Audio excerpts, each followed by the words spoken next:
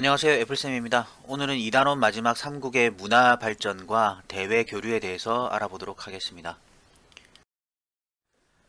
첫 번째, 종교와 학문의 도입. 여기 보면 삼국 시대 같은 경우에는 공통적으로 불교를 수용했었죠.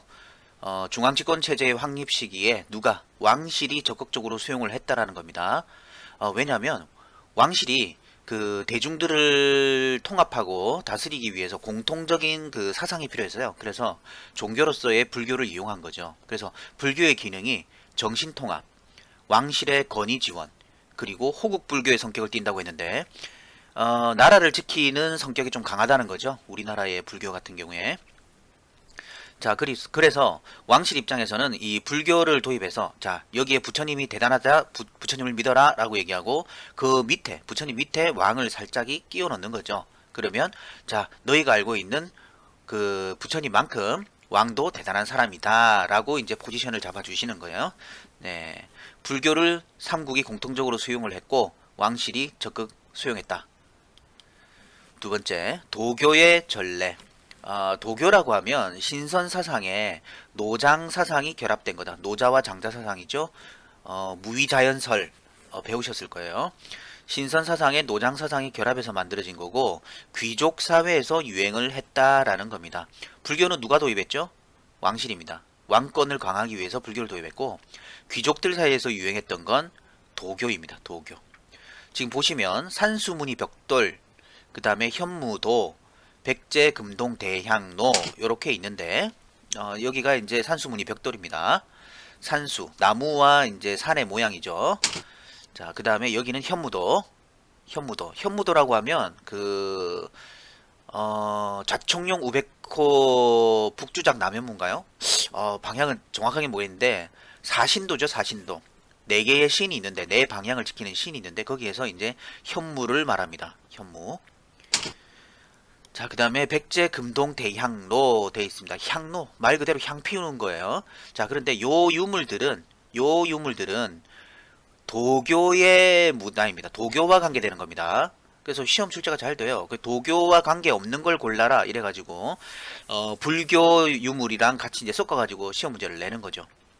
아니면은 뭐 도교와 관계되는 걸 전부 골라라 이렇게 나올 수 있어요. 그러니까 요거 도교와 관계되는 거 산수무늬 벽돌, 현무도, 백제, 금동, 대학로 알아두시면 좋겠습니다. 자, 그 다음에 한자와 유교의 전례. 고구려 같은 경우에는 태학을 설립해서 이제 유교 교육을 했고, 백제 같은 경우에는 오경 박사들이 이제 경전을 교육했다라는 얘기고, 신라의 임신서기석이라는 게 있는데, 화랑 두 명이 언제까지 뭐 경전 공부를 끝내자라고 약속을 적어놓은 비석이에요.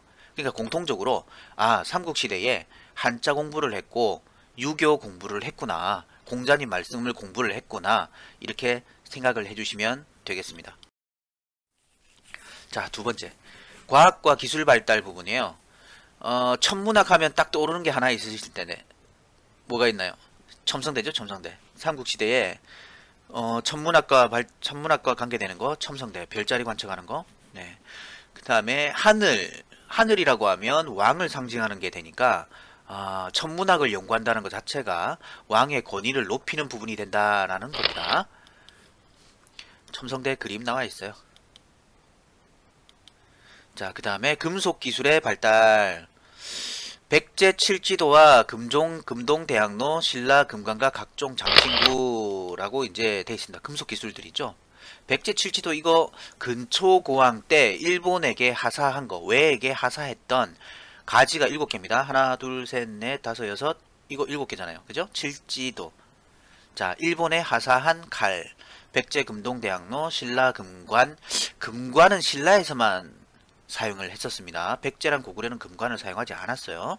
지금 보시면 금관에 있는 요 무늬들이 나무를 의미해요. 나무가지. 그리고 여기 보시면 고곡, 구슬. 이게 사슴뿔과 그 다음에 여기에 그 나무까지 좀 샤머니즘적 성격, 그러니까 그 스키야키가 아니고요. 스키야키가 아니고요. 갑자기 왜 생각이 안 나죠? 그 초원길에 등장하는 사람들, 그 사람들의 무당들이 사용하던 문이랑 거의 일치한 걸 볼 수가 있어요. 그래서 신라 사람들이 그 초원길, 그러니까 북방 유목민족이 이주해 와가지고 정착했다라는 거를 좀 알 수 있다 그래요. 뭘 설명을 안 했냐면요. 불상하고 탑하고 설명 안 했는데 바로 넘어가 버렸어요. 그죠? 자, 불상 같은 경우에 금동 영가 7년명 열애 입상, 금동 영가 7년명 열애 입상이라는 게 있어요. 자, 그다음 백제 같은 경우에 서산마의 삼존 불상이라고 되어 있는데 이게 벽에다가 벽이 아니죠. 바위 옆에다가 깎아가지고 만들어져 있는데 백제의 미소라고 그러나요? 네, 요것도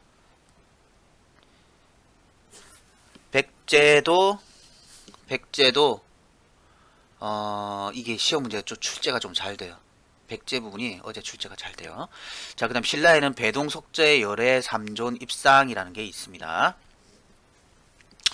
자, 그 다음에 탑 부분을 보시면 고구려에는 탑이 없어요. 남아있는 게 없는 거죠. 다 이제 뭐 타버리고 이러면서 전쟁 겪고 이러면서. 그 다음에 백제의 미륵사지 석탑하고 정림사지 5층 석탑이 있습니다. 탑 부분에 미륵사지 석탑과 정림사지 5층 석탑이 있습니다. 알아두시고요. 자, 그 다음에 신라에 보시면 황룡사 구축목탑과 분황사 석탑이 있습니다. 요것도 사실은 사진을 보고 다 구분하실 수 있도록 해야 돼요. 여기도 중요하거든요. 불상뿐만이 아니라 탑도 중요한데 안타깝네요. 제가 미처 사진을 다 준비하지는 못했어요. 미륵사지와 정림사지 5층 탑은 백제 거고요. 황룡사 구축목탑과 분황사는 신라 겁니다. 아시겠죠? 자, 이제 넘어갈게요. 중국 서역과 일본과 교류라고 되어 있습니다. 삼국시대에 중국과 교류를 다 했다라는 건 다 아시고 계시는 내용일 겁니다.